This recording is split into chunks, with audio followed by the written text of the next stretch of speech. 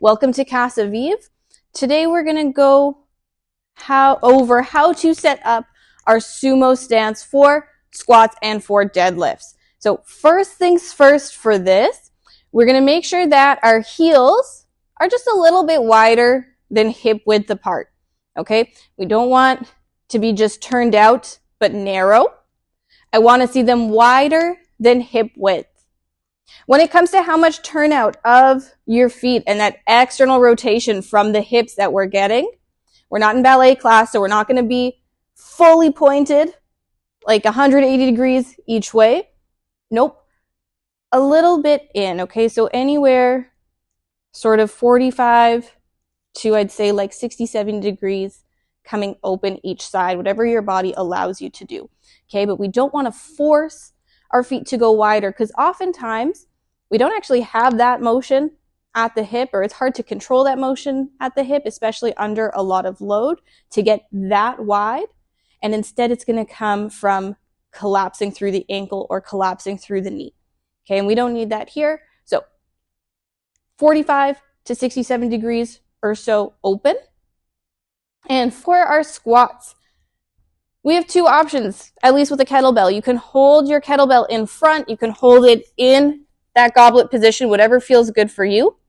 And as we come down, we're going to push those knees really nice and wide. Okay, and then as always, strong core, squeeze those glutes as you come up. Let's watch it from this side. So same position, my heels are wider than hip width. My toes are turned out between 45 and 70 or so degrees. I'm going to push my knees open for my squat, and I'm trying to keep my back really nice and straight. I don't need to lean forward so much for this one. I can if I want to get a little bit more motion through those hips, but we don't need to fold into it.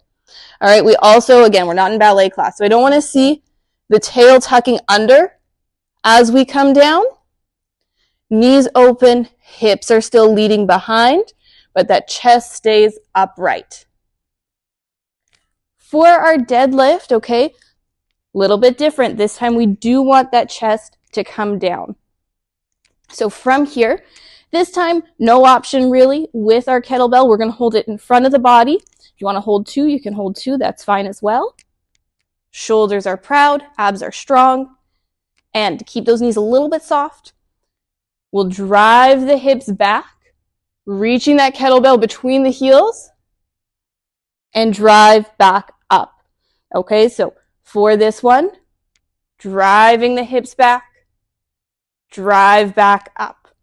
All right, we don't want to get locked in the knees to try and get lower with this. It might feel like a really nice stretch. We don't have to go so straight. It can still be soft here, okay? And driving back up. Give it a try. Let us know how it goes.